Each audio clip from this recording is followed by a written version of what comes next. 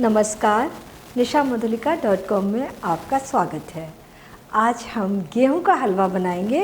ये हलवा सारे हलवों से एकदम अलग हलवा है। तो आइए इसे बनाना शुरू करते हैं। इसके लिए हम सबसे पहले ये गेहूं पीसकर तैयार करेंगे। हमने आधा कप गेहूं लिए, साफ़ किया, अच्छे तरीके से धोकर इन्हें 12 घंटे के लिए पानी में भिगोकर रख दिया है। तो इसमें से जो एक्स्ट्रा पानी है वो हम हटा देंगे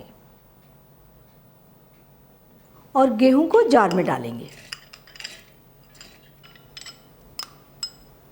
थोड़ा सा पानी डाल देंगे, आधा कप के लगभग, और इसे एकदम बारीक पीसेंगे।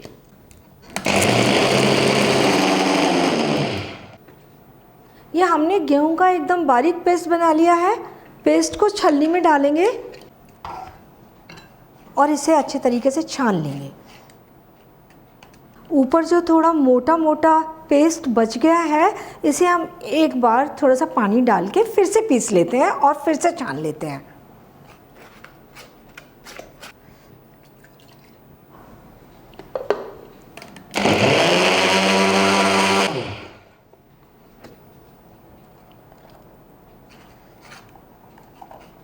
और ये छलनी में गेहूं का थोड़ा सा फाइबर बच गया है, इसे हटा देंगे।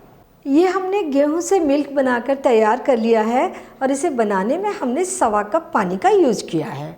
हलवा बनाना शुरू करते हैं। ये हमने 1/3 कप काजू काट कर ले लिए हैं।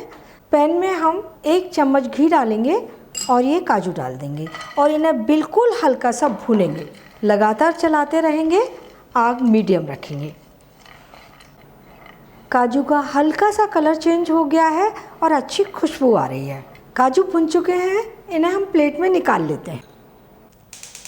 कढ़ाई गरम करते हैं और इसमें 1 चम्मच घी डाल देंगे।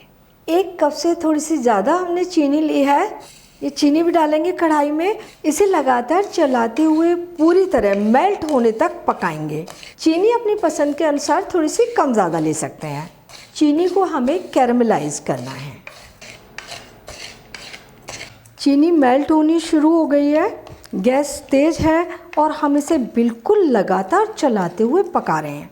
हमें चीनी को पूरी तरीके से मेल्ट करना है।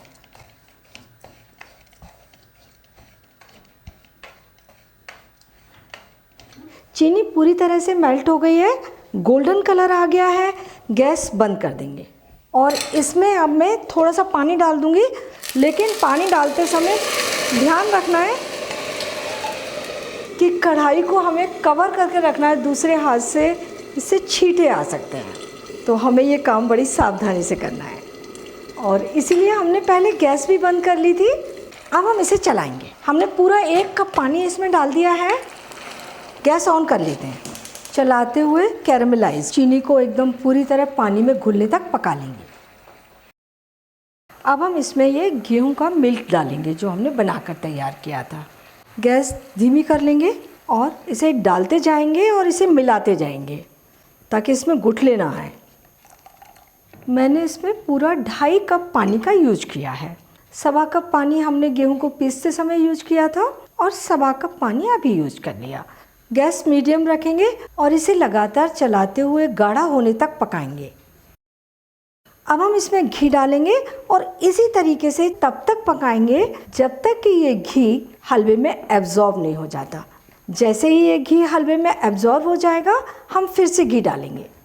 फिर से घी डाल देते हैं और हमें हलवे में तब तक घी डाल कर पकाते रहना है जब तक कि घी हलवे से एकदम अलग नहीं होने लग जाता।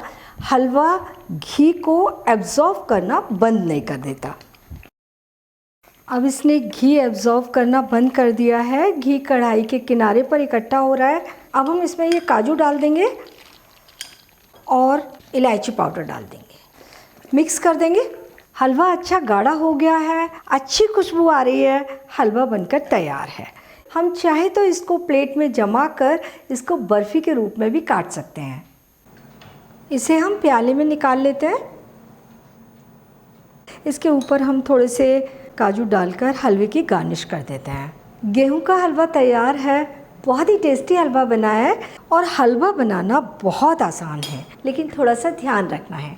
जब आप चाशनी में पानी डालें तो कढ़ाई को ज़रूर कवर कर दें ताकि आपके ऊपर चाशनी के छींटे ना आए।